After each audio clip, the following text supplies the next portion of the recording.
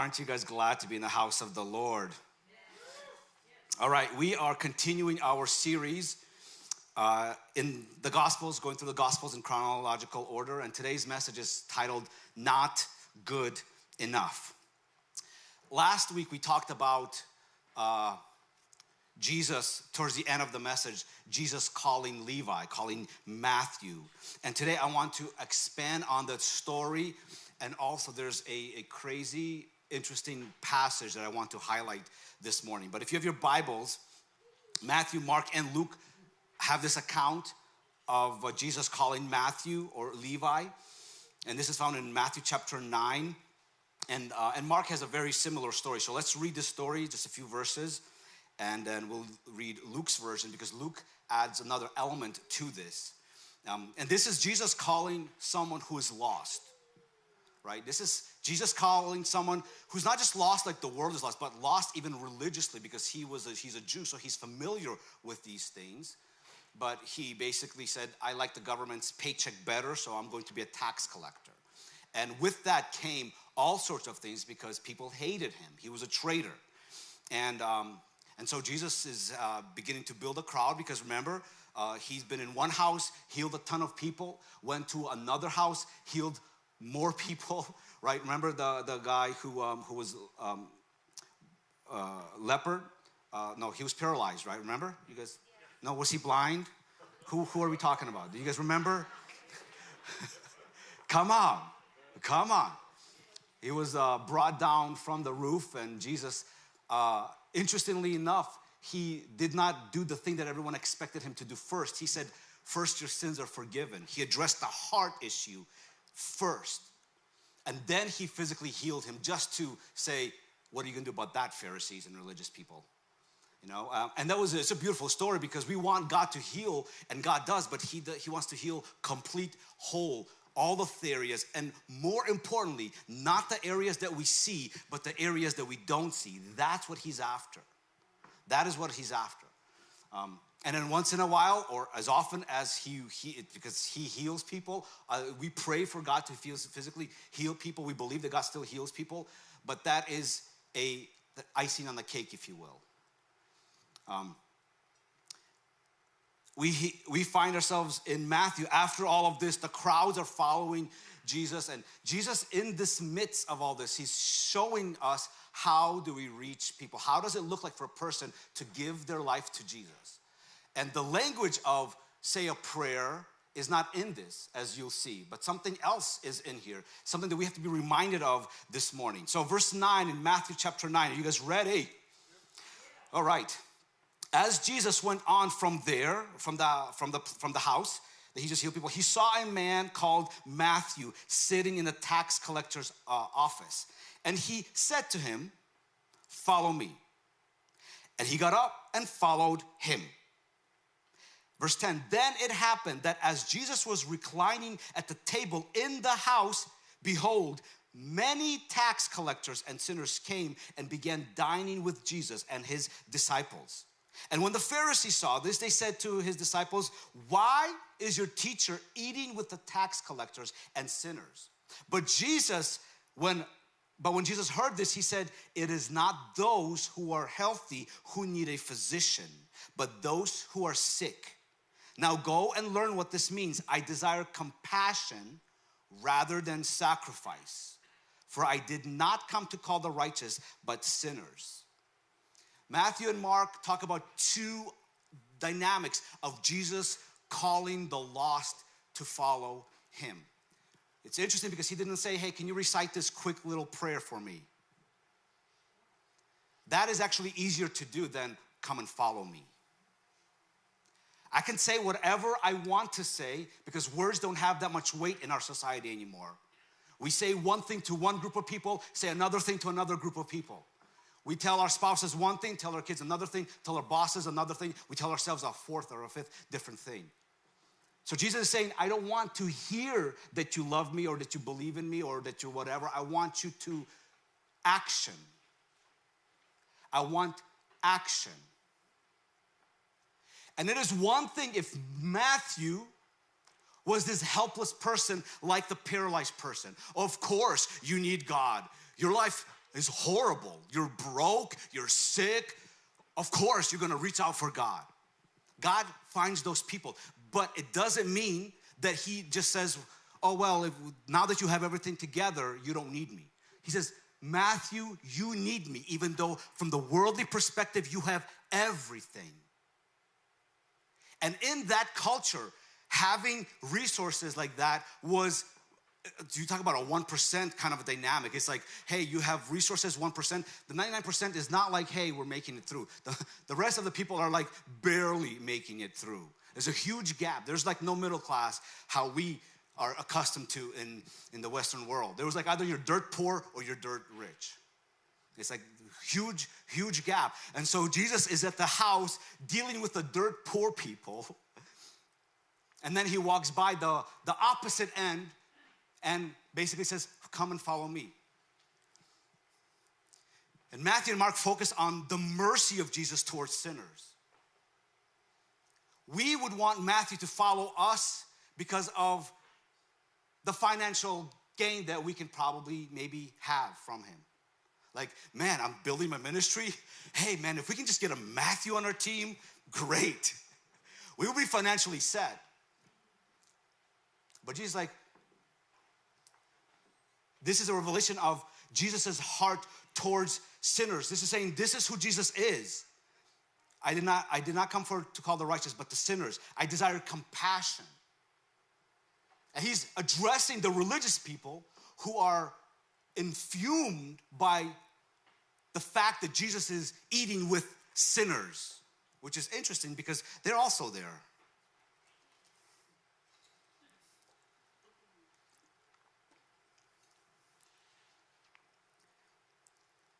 They want Matthew to come to their temple.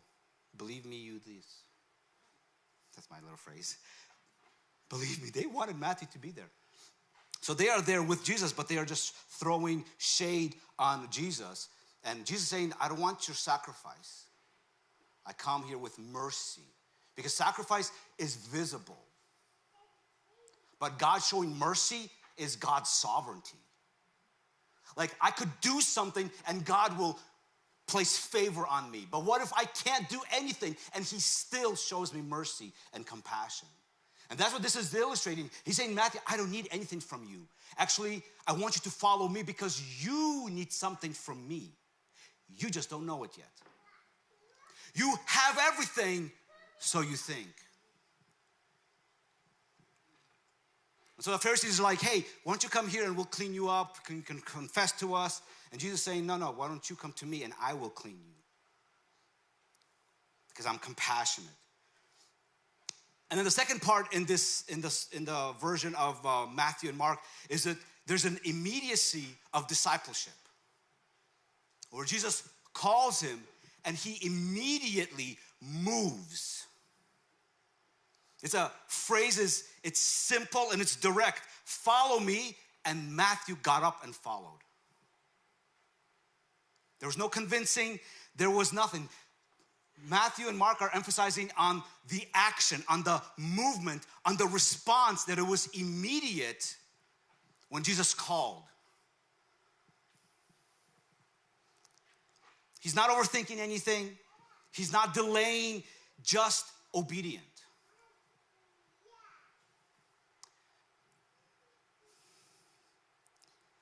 But now when we go into Luke, there's another angle to this story. Because this is about what it takes for us to follow Jesus. Some of us are not even following Jesus like Matthew followed Jesus. We follow him with our lips, but not with our life. We follow him with our sacrifices, but not putting ourselves in a position where we're like, God, I cannot add nothing to you. I cannot add anything to you. Everything that I need comes from you, and it's in your hand for you to give it to me or not, to have mercy on me or not, to have compassion on me or not. Two different postures, like I will work my way up so that you can love me versus there's nothing I can do for you to love me. Two different postures.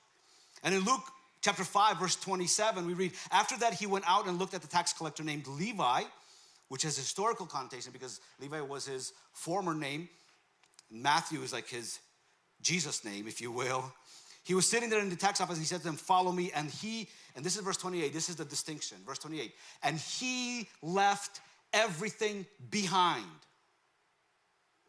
The first two gospels just said he followed him. It's an overarching statement of this is what a Christian life looks like. When Jesus calls, you follow him. You give him your life. But with the details of what does it look like? He left everything behind and got up and began to follow him.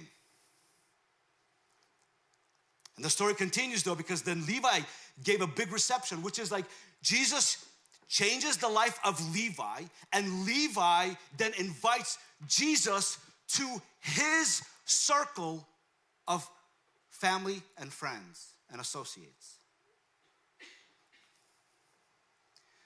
Imagine if Jesus said, no, Levi, you leave all your friends, you just come and just hang out with all the disciples. See, this is how the gospel spreads throughout the world.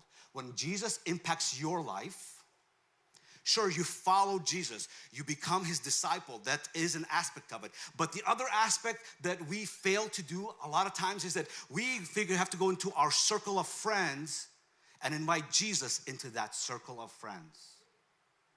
Okay, it would be so difficult, if not impossible, and maybe why we don't invite Jesus into our circle of friends.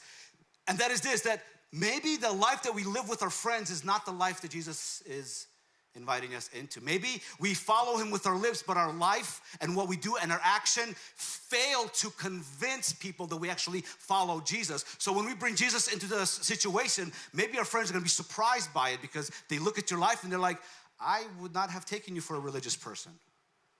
And here you are in church singing, and then with your friends, you're like, yeah, what's up, y'all? God forbid they show up to church with you. And would they be surprised that you love Jesus?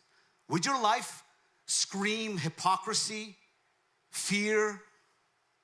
Or would they say like, of course you follow Jesus, it's obvious. But I love this because, like I said in the beginning, like we want the church to do the whole thing. Let's reach our city. What is the church? What kind of programs are we going to, put on to get people to come? And it's good. People should come to Jesus. It happens in Scripture. But more than that, it's us going to our sphere and inviting Jesus into that. The result of it is going to be that they encounter Jesus and they're going to become part of his bride. And they'll come to this church or another church. The church is a secondary thing, if you will. But the first is to say, God, I have a sphere of people around me, and I need you to come into that with me. Are we willing to do that? Are we willing to become vulnerable to the people around us for the sake of the gospel? Or has Jesus' mercy and compassion worn off on us? And we forgot how compassionate he is. Maybe you've slipped into a place where you're like, hey, I'm doing pretty good. I think I deserve God's blessing. Look how much I give. Look how much I pray. Look, whatever your sacrifice is, Jesus is saying, the sinners need me. If you think you're righteous, you don't need me. If you think you're righteous, Jesus says, you don't need me. He's not saying, oh, please, let me convince you, you need me. He goes, sure, you don't need me.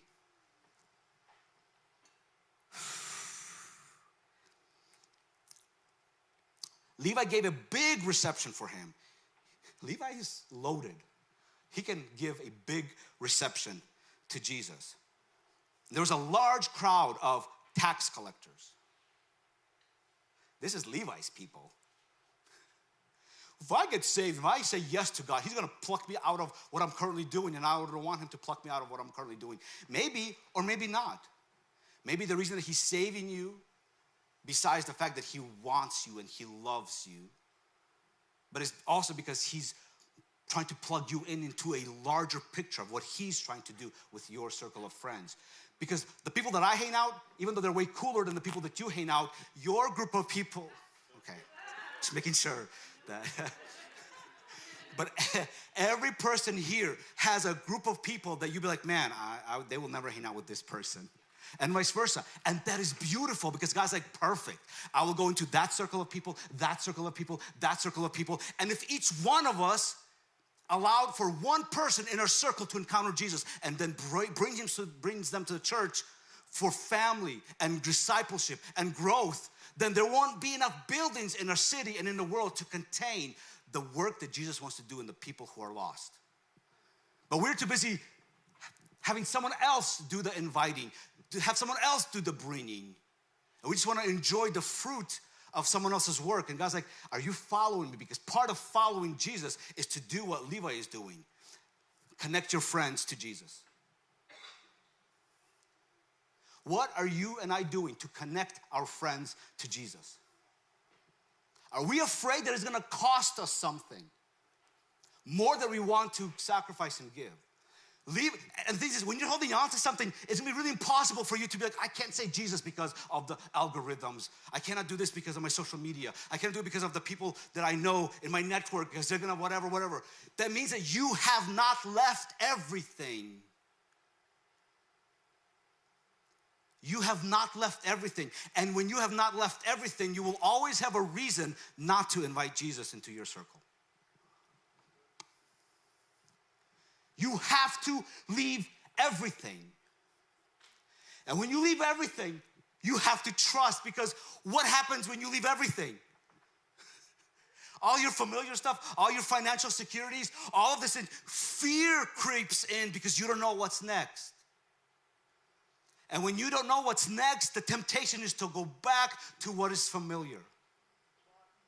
And if you go back to what is familiar, then you cannot be trusting God at the same time. Because God is trying to pull us out of what's familiar so that we can walk in line with Him.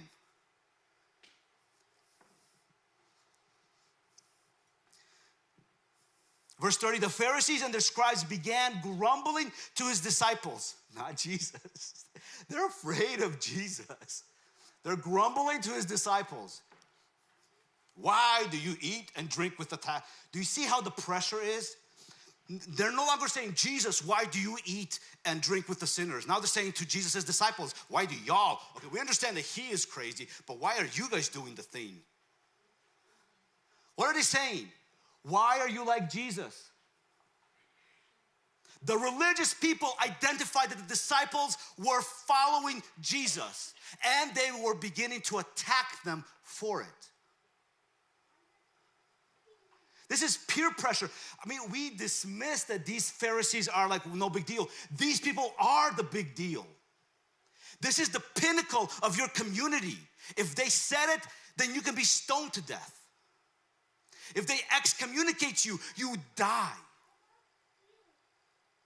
It was not just a casual thing. This is a real situation where a lot is on the line for those who have not forsaken all. If you have not forsaken all, then a lot is on the line. But if you have forsaken all, then nothing is on the line. Except putting one foot in front of the other. Verse 31, and Jesus answered them and said to them, maybe they were speaking it too loud. And Jesus overheard. You know, this is really interesting because they're not speaking to Jesus. And Jesus is like, wonder what they're saying. Oh, okay, let me address the thing that you did not tell me, but you told them. Let me answer you for them.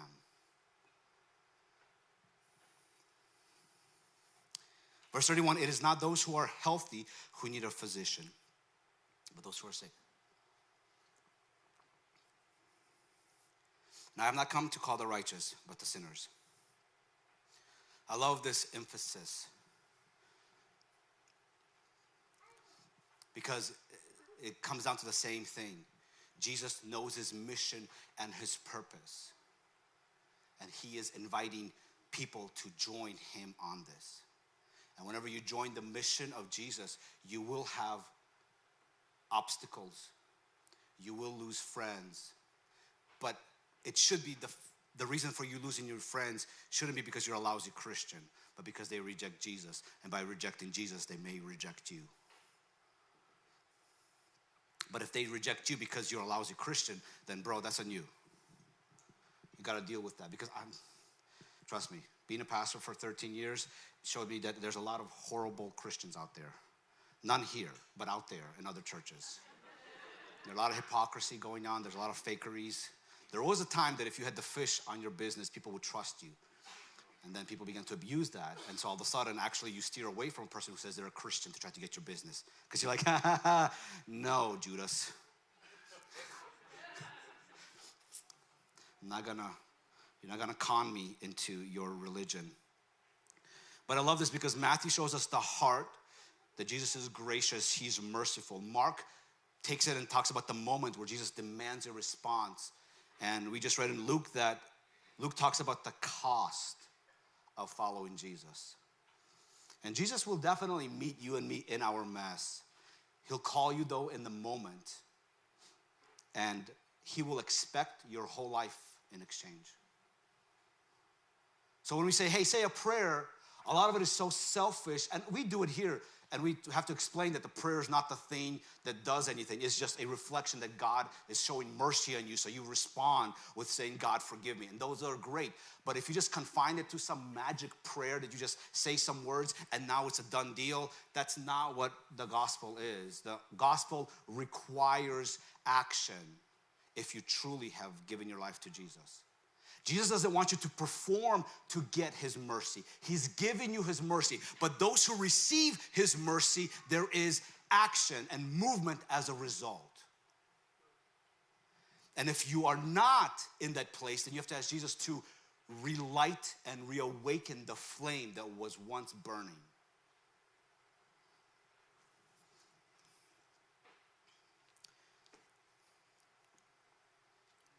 Now, the heart of the verse is in verse 33 through 39, because he continues the conversation. He says, the disciples of John often, and they said to him, now all of a sudden they're talking to Jesus. The disciples of John often fast and offer prayers. The disciples of the Pharisees also do the same, but yours eat and drink. And Jesus said to them, you cannot make the attendants of the groom fast while the groom is with them, can you? But the days will come when the groom is taken away from them, and they will fast in those days. Should we fast? Yeah.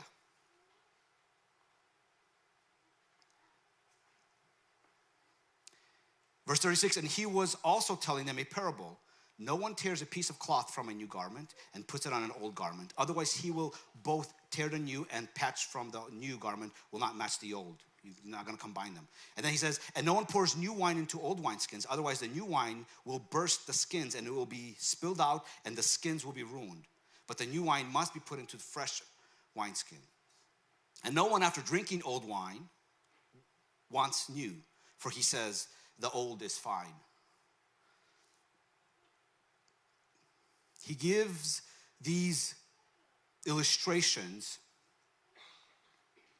He gives these illustrations that speak to, you cannot follow me and remain the same.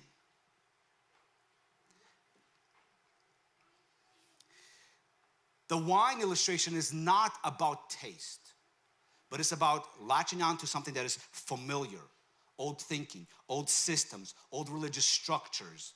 The new wine that Jesus is talking about is the kingdom that he's bringing in. Because people don't reject the truth because it's wrong. A lot of times people reject the truth because it's different. I've heard it this way. Sounds right to me, feels right to me. Because people get addicted to what they're used to. Like, that's what we do. And comfort will convince you that you are right. You're like, well, this feels right. This feels good, so it must be. But here's the verse that really shook me, because it's tucked away in this very confrontational kind of a thing, which speaks to the Christian right now. It speaks to you and speaks to me. And this is where the name of the message comes from, not good enough. Verse 39 that we just read it, and if you just scan through it, you really miss what the verse is saying. And no one, Jesus is saying, read this, no one after drinking the old one. Remember he says you drink the old, but then there's a new, and you can't mix the two. You have to forsake the old to go into the new. Are you guys with me? You have to forsake the old, but in order for you to go into the new. You and I have to forsake the old to step into the new. Now watch this. Now this is just, oh my gosh. Okay, no one, after drinking the old wine, the old systems, the old ways, wants the new. This is why there's a challenge for people to receive Jesus, because people who've been drinking from the old wine, they like the old, and they don't even want the new. And what's worse, he says, the person who's drinking the old wine says, the old is fine.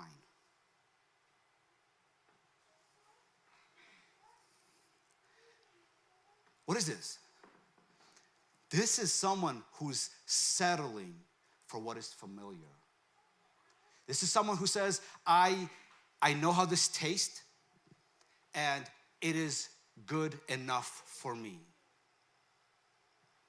This is you and I saying, we show up to church, that's good enough for me. I read the verse that YouVersion sends me once a day, that's good enough for me. I say a prayer whenever there's a need. That's good enough for me.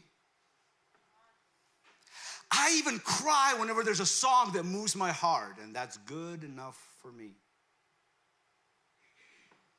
But I give a lot. Surely I don't have to do anything else because that's good enough for me. I know the people here, and I'm comfortable here. I don't really invite people, and that's good enough for me. I don't really bring people, that's good enough for me. I'm gonna keep my friend circle separate, and that's good enough for me.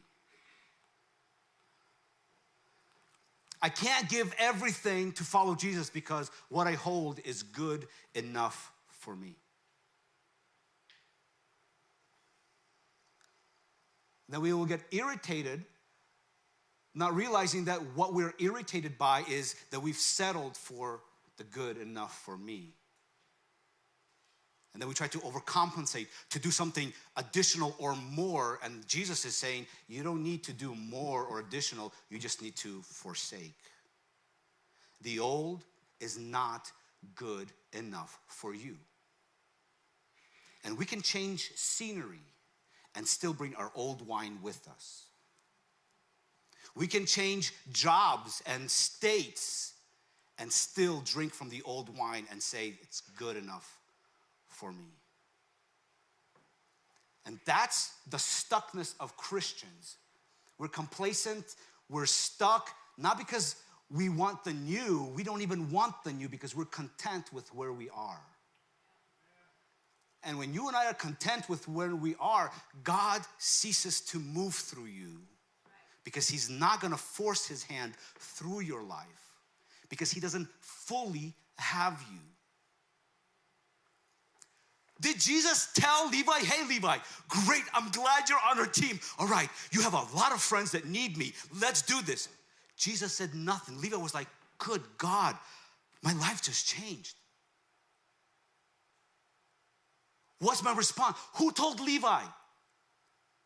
Nobody. But we're waiting for someone to tell us how to reach people out there. Where is this coming from? Old system. We're gonna create everything for you to do what we're gonna try to convince you that you need to do, but you are not convinced. Why you're not convinced? Because the old is good enough for you. The old is good enough for you. And honestly, when people show up to our church sometimes, when you've been in church circles and you know what you like, it is really hard to experience something new because the old is good enough for you.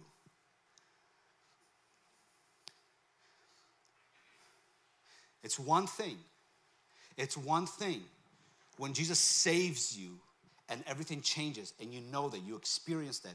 You are on fire for Jesus. You give like crazy. You serve like crazy. You share like crazy because your life is altogether different because Jesus has made a difference. And you move this way, just out of the old into this. And then what happens? The new eventually becomes the old. And what do? Say, well, this is good enough for me. God is calling me there. I don't know if I like that because I'm not here, but I'm here. And this is good enough for me.